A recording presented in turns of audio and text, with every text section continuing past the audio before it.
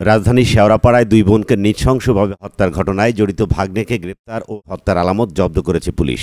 গত শুক্রবার শেওড়াপাড়ার ভাড়া বাসায় খুন হন মরিয়ম বেগম ও তার বোন সুফিয়া বেগম। পুলিশ জানায়, খালার মানিব্যাগ থেকে টাকা চুরির ঘটনা ধরা পড়লে চাকু দিয়ে দুই খালাকে কুপিয়ে হত্যা করে গোলাম রব্বানী ওরফে তাজ নামের ভাগ্নে। সোমবার ডিএমপি মিডিয়া সেন্টারে আয়োজিত সংবাদ সম্মেলনে এ বিষয়ে বিস্তারিত জানান ডিবির যুগ্ম কমিশনার মোহাম্মদ নাসিরুল ইসলাম। তিনি বলেন যে গত 9 মে 2025 তারিখ মিরপুর থানাধীন এলাকার শেওড়াপাড়ার একটি জোড়া খুনের মতো নৃশংস হত্যাকাণ্ডের ঘটনা ঘটে।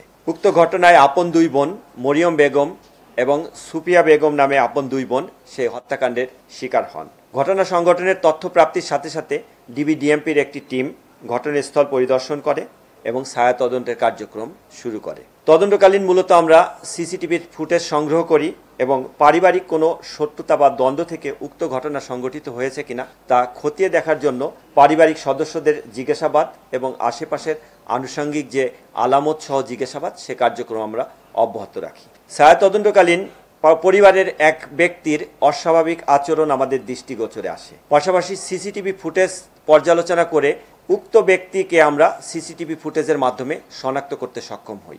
অর্থাৎ আমরা যখন তদন্ত কার্যক্রম করি, জিজ্ঞাসাবাদ করি, তখন মনে হচ্ছে উক্ত ব্যক্তি পুলিশি কার্যক্রমের উপর বিশেষ নজরদারি রাখছেন। অর্থাৎ পুলিশ কখন কাকে কি জিজ্ঞাসা করছেন, কোথায় যাচ্ছেন, কোন আলামত সংগ্রহ করছেন সে বিষয়ের দিকে তার বিশেষ দৃষ্টি ছিল।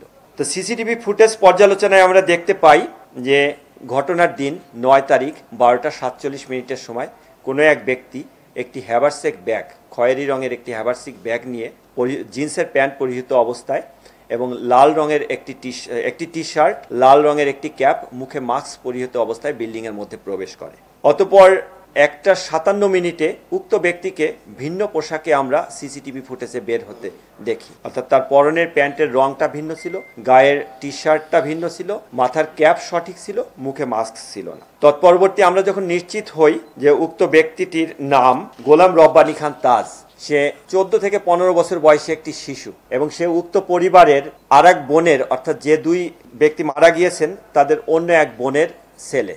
তারপর আমরা মোবাইল সিডিআরের মাধ্যমে তার অবস্থান শনাক্ত করে আমরা জানতে পারি যে সে পারিবারিক জানাজায় অংশগ্রহণ করার জন্য ঝালকাঠি জেলায় গিয়েছে। আমরা একটি টিম পাঠাই, ঝালকাঠি জেলা থেকে তাকে জিজ্ঞাসাবাদের জন্য আমরা আনি, সাথে তার পরিবারের সদস্যরা থাকে। প্রাথমিকভাবে তাকে জিজ্ঞাসাবাদে সে ঘটনার সাথে সম্পৃক্ততা স্বীকার করে। ইসমাইল হুসাইন ইমু, এমইটিভি, ঢাকা।